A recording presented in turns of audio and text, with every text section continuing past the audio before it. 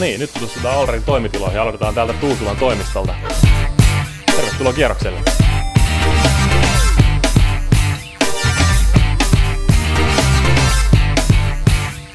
Allright on vuosien varrella sponsoroinut monia nuoria motocross-kuljettajia.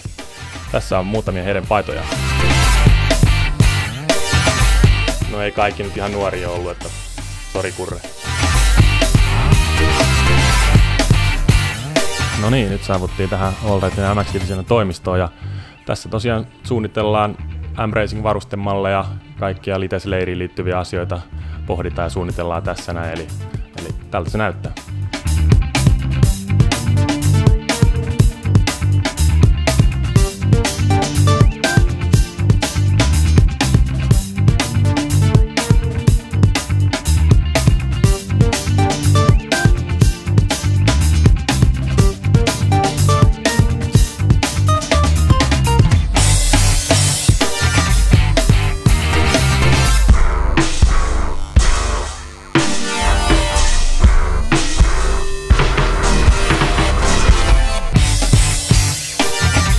No niin, nyt ollaan täällä Allrightin saunaosastolla ylimmässä kerroksessa ja täällä yleensä neuvotellaan kaikista tärkeimmistä asioista. Esimerkiksi Erno Aron sponsorisopimus on neuvoteltu täällä.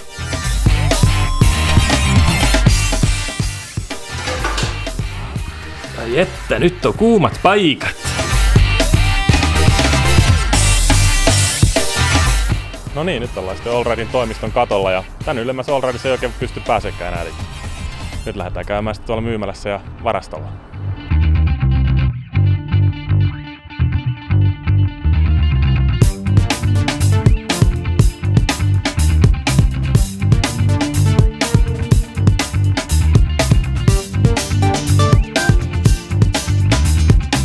No niin, nyt ollaan täällä Allrightin myymälässä Kehä kolmosen varrella Vantaalla ja tässä meillä on nyt Allrightin myymälän crossiosasto ja täältä löytyy ihan kaikki varusteet ja tarvikkeet, mitä asiakkaille Allrightilla on tarjota motocrossiin, enduroon ja trialiin.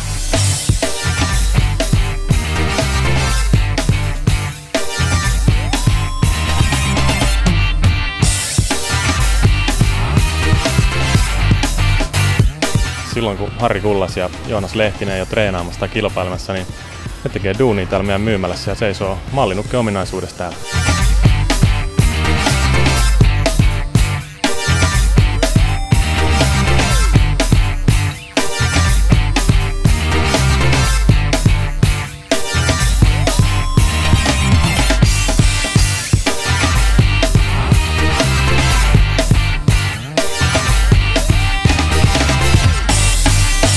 Nyt ollaan tultu tänne Allrightin uuteen logistiikkakeskukseen Veikkolaan, mikä on tuossa Turun moottoritien varressa. Ja mennään vähän tänne sisälle tsiikailemaan, miltä näyttää nuo uudet tilat.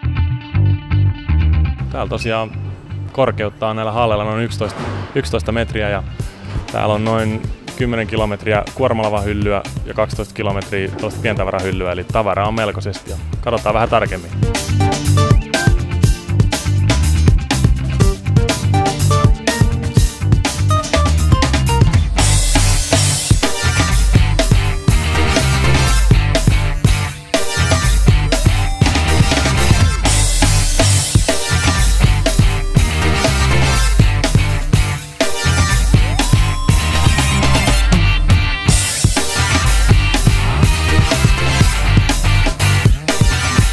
Tältä näytti Allrightin toimittilat vuonna 2007. Kiitos mielenkiinnostanne ja tervetuloa uudelleen.